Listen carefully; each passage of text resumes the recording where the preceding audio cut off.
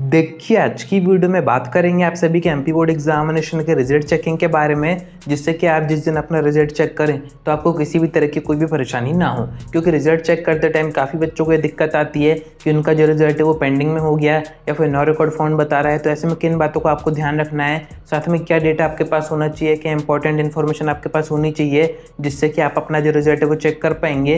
पूरी इन्फॉर्मेशन मैं आपको आगे देता हूँ, वीडियो में एंड तक बने रहिए। नए तो सब्सक्राइब जरूर से कर दीजिएगा, नोटिफिकेशन आइकन ऑन करके रखिएगा। एमपी बोर्ड एग्जामिनेशन की सारी अपडेट्स आप तक टाइम पर पहुंच जाएंगी। अब देखिए, 1 से 2 दिनों में एमपी बोर्ड एग्जामिनेशन का रिजल्ट अनाउंस होना है एंड ऐसे में जो भी इंपॉर्टेंट डॉक्यूमेंट्स है, जो भी इंपॉर्टेंट डेटा है वो आपके पास होना चाहिए।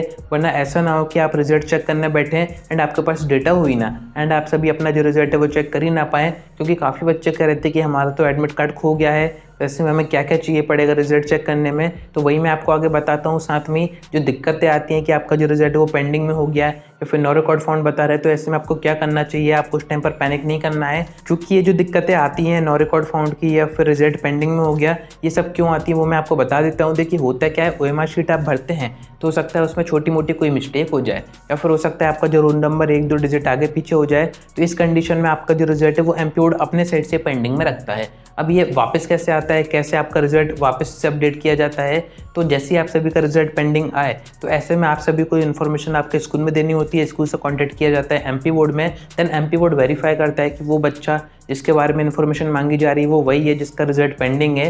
फिर एमपी बोर्ड तब जाके आप सभी का जो रिजल्ट है पेंडिंग का वो अपडेट करता है। एंड अगर नो रिकॉर्ड फाउंड आ रहा है तो ऐसे में सर्वर का इशू, ऐसे में आपके रिजल्ट में कोई भी दिक्कत नहीं है। तो इन बातों का ध्यान रखिएगा, पैनिक होने की आपको जरूरत नहीं है। अगर नो रिकॉर्ड फाउंड आता है तो ऐसे में जो डिफरेंट वेबसाइट्स हैं, जो और भी एमपी बोर्ड पार्टनर वेबसाइट देता है आपको कि जहाँ से आप अपना रिजल्ट चेक कर पाएँ, वहाँ पर आपको ट्राई करते रहना है। देखिए, अगर आप भी अपना रिजल्ट बिना किसी दिक्कत के चेक करना चाहते हैं तो आपको अपने फ़ोन का प्ले स्टोर ओपन करना है। यहाँ पर आपको सर्च करना है MP board result 2026। Second number का ऐप आपको दिख जाएगा फर्स्ट रिजल्ट की तरफ से, इसको आपको डाउनलोड करना है। नीचे आप चाहें तो कुछ भी अच्छी सी रेटिंग दे सकते हैं। देन आपको ऐप ओपन करना है। यहाँ पर आपको दोनों ही ऑप्शन दिख जाएंगे, 10th का भी आप चेक कर सकते हैं, 12th का भी चेक कर सकते हैं। जिसका भी आपको चेक करना है इस पर एंटर करना है। यहाँ पर आपको चेक रिजल्ट नाउ का ऑप्शन दिख जाएगा। जैसे सर्वर एक्टिव होंगे सबसे फर्स्ट आप यहाँ से अपना जो रिजल्ट है बिना किसी परेशानी के चेक कर पाएंगे। तो डिस्क्रिप्शन से इस ऐप को जरूर से डाउनलोड करके रखिएगा, क्योंकि जैसे रिजल्ट अनाउंस होता है फिक्स टाइम पर एकदम से काफ़ी ज़्यादा ट्रैफिक एमपी बोर्ड की वेबसाइट पे आ जाता है एंड ऐसे में एमपी बोर्ड की जो साइट है वो भी कभी कभी क्रैश हो जाती है।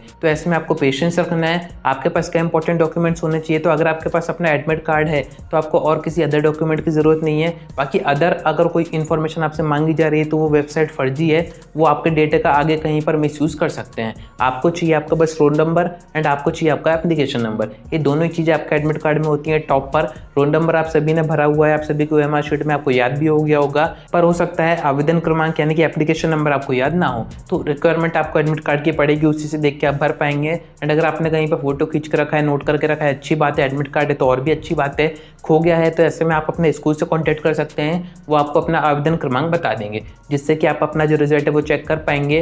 तो आपको सिर्फ 2 ही चीज़ें चाहिए, और कोई भी इन्फॉर्मेशन आपसे किसी भी वेबसाइट पे मांगी जा रही है तो वो पूरी तरीके से फर्जी वेबसाइट है, वो आपका डेटा का आगे मिसयूज़ कर सकती है। तो इन बातों का ध्यान रखिएगा, सिर्फ उन्हीं वेबसाइट से चेक कीजिएगा जहाँ पर आपसे बस ये 2 ही इन्फॉर्मेशन मांगी जा रही हो। बाकी अदर इन्फॉर्मेशन देने की आपको ज़रूरत नहीं है कि आपको ओटीपी देना पड़े, date of birth, father's name, mother's name, इस टाइप की इन्फॉर्मेशन आपसे नहीं पूछी जाएगी। नहीं आपसे स्कूल कोड पूछा जाएगा, नहीं सेंटर कोड पूछा जाएगा। 2 चीज़ें जो कि आप अभी स्क्रीन पर देख रहे हैं ये दोनों आपके पास हैं, देन आप सभी अपना जो रिजल्ट है वो चेक कर पाएंगे। एंड अभी 1 से 2 दिनों में एमपी बोर्ड की तरफ से रिजल्ट अनाउंस होना है, तो जैसे ही हो आप सारी चीज़ें रख के अपने पास बैठिएगा, शांति से चेक कीजिएगा। स्टार्टिंग में अगर चेक ना हो तो 15 से 20 मिनट बाद ट्राई कीजिएगा, आपका जो रिजल्ट है वो आ जाएगा। अगर नो रिकॉर्ड फाउंड बता रहे हो तो सर्वर का इशू है, एंड अगर पेंडिंग में दिखा रहा है या फिर ऑन होल्ड दिखा रहा है तो ऐसे में एमपी बोर्ड की तरफ से आपका जो रिजल्ट है रोका गया है, आपके स्कूल की तरफ से कॉन्टैक्ट किया जाएगा तब जाके वो आएगा। या फिर कभी कभी ऐसा भी होता है कि 2 से 3 दिनों में वो अपने आप ही अपडेट हो जाता है, तो कहीं कोई परेशानी की बात नहीं है। तो इन बातों का ध्यान रखिएगा। आज की वीडियो में इतना ही। डाउट आता है कमेंट करके पूछ सकते हैं या फिर आप डायरेक्ट मुझसे इंस्टाग्राम पर डीएम करके बात भी कर सकते हैं।